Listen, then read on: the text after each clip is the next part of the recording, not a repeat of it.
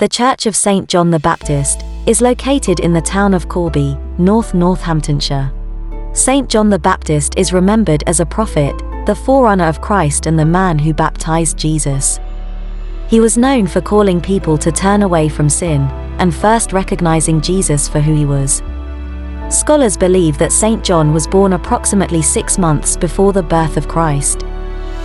St. John's has an aisled and clerestoryed nave with 3 bay arcades. The 2 east bays of the south arcade are 13th century, with stiff leaf capitals. The west bay dates back to around 1300.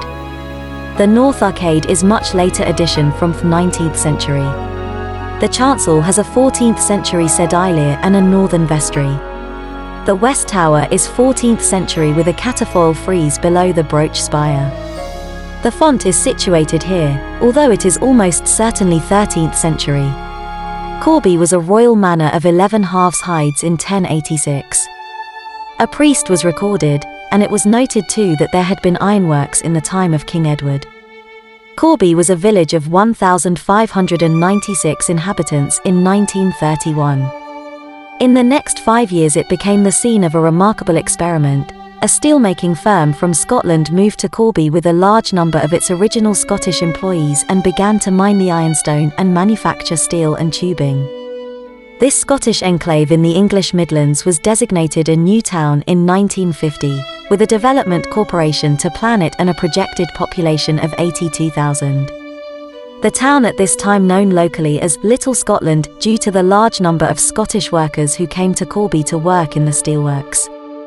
A large new town centre was opened in 1954, and by 1971 the population had increased to more than 47,000. New industries were drawn to the town, but the steelworks, by then a part of the British Steel Corporation, closed in 1979. The good times ended, most of the steel works closed. And 10,000 workers lost their jobs in 1980. Corby was a byword for decline. It was at this time Corby became known as the unemployment town. Yet Corby is now booming once again. The town has undergone a large regeneration process with the opening of Corby Railway Station and Corby International Pool in 2009 and the Corby Q building opening in 2010. Its population has risen by 30% since 2001 to a little over 72,000 and is predicted to grow by just shy of a third in the next 2 decades. Only the London borough of Tower Hamlets is likely to outpace it.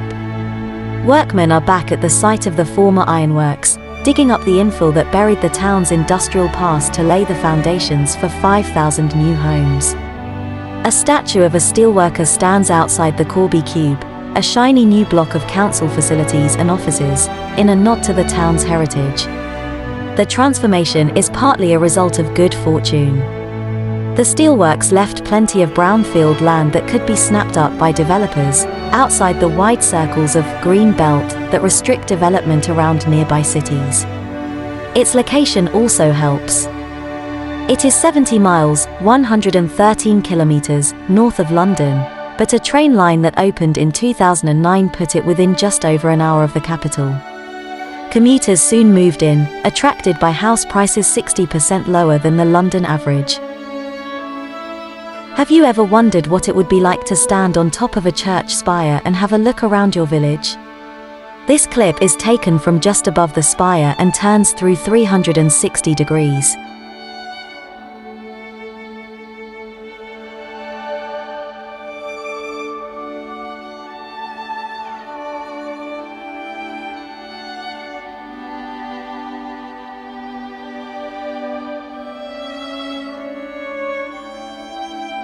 I really do hope that you have enjoyed this aerial presentation. Please subscribe to the channel so that we can keep you updated on other aerial videos shot in and around Northamptonshire and further afield. Subscribing is free and it really helps the channel to grow.